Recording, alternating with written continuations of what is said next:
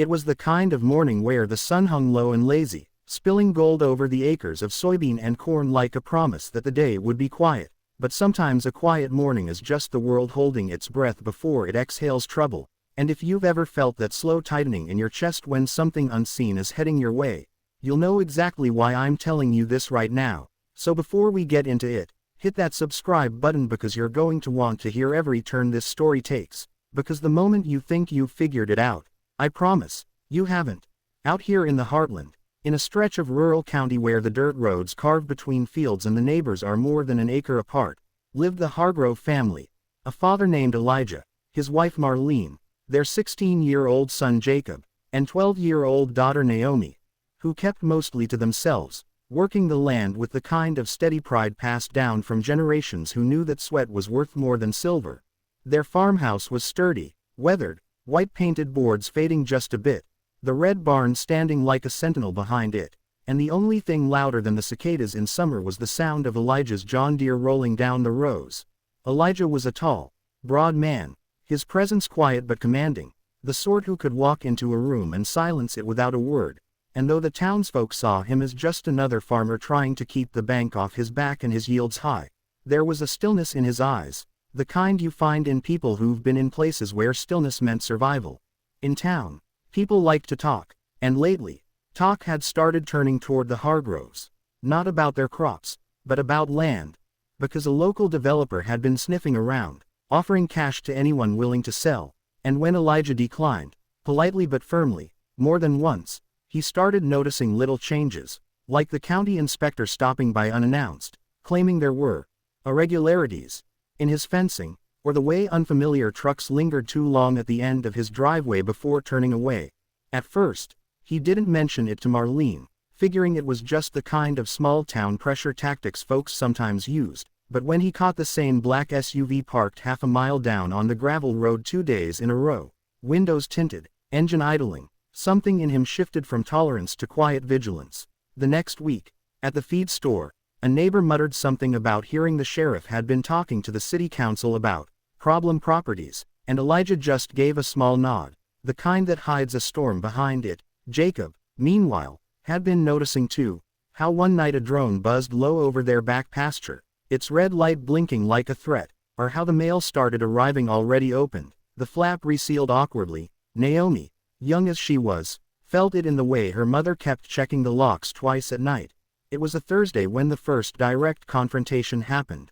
Elijah was unloading feed from his truck when 2 county deputies pulled into the drive, dust curling up around their cruiser, and without so much as a good morning they started asking about reports of stolen farm equipment, their tone more accusation than inquiry. Elijah, leaning casually against the truck bed, answered evenly, pointing out that their supposed stolen tractor was in plain view and registered in his name, but the deputies lingered, scanning the property as if expecting to find something hidden in the tall grass.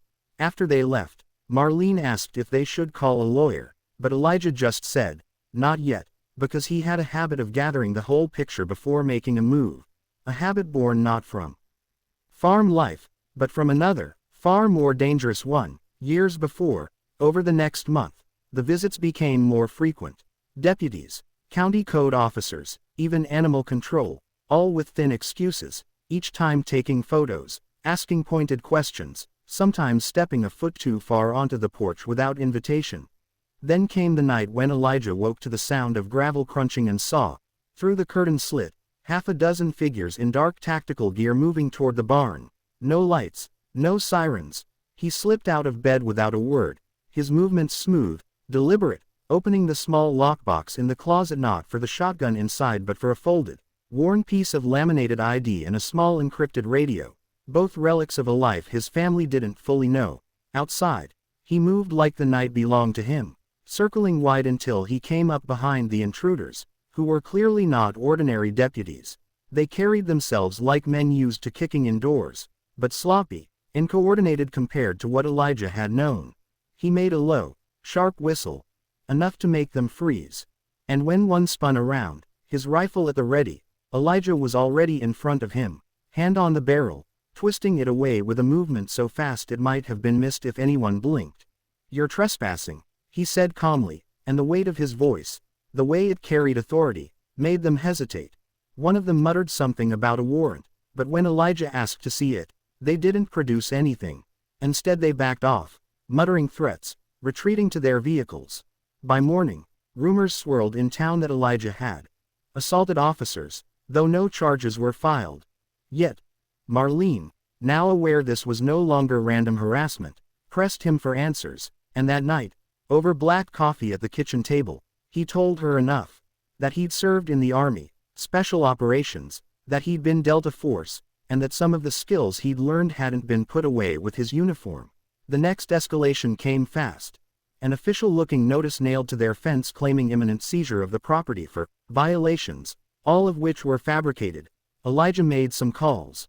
Not to lawyers, but to old contacts, men with voices that carried weight in places most people never hear of. Within days, an unmarked sedan with government plates rolled into town, and the sheriff who'd been spearheading the harassment was called into a closed-door meeting. He emerged from pale and tight-lipped. But the real twist came when Elijah learned the sheriff had been promised a cut of the developer's profits if he could push the Hargroves off their land, and that the tactical team that came that night weren't official law enforcement at all, but hired contractors, some with checkered pasts. One final attempt was made. A staged drug bust in the barn. But Elijah was ready, having wired the place with cameras and alerted both the state police and a reporter from the city. When the deputies arrived with their planted evidence, they found themselves instead being recorded from multiple angles, their every move broadcast live to a waiting audience. The fallout was swift. The sheriff resigned under investigation, the developer vanished from the county, and the deputies involved either quit or faced charges. In the aftermath, Elijah returned to his fields, planting the next season's crop like nothing had happened, though the quiet on the farm felt different now. Heavier with the knowledge that peace is something you sometimes have to defend, not with rage, but with precision. For the town, the Hargroves became something between a cautionary tale and a legend. The family no one could push around, guarded by a man whose calm was more dangerous than most men's fury, and though Elijah never sought the spotlight, those who knew the story never forgot that sometimes the most ordinary-looking man in the room is the one you should never, ever underestimate.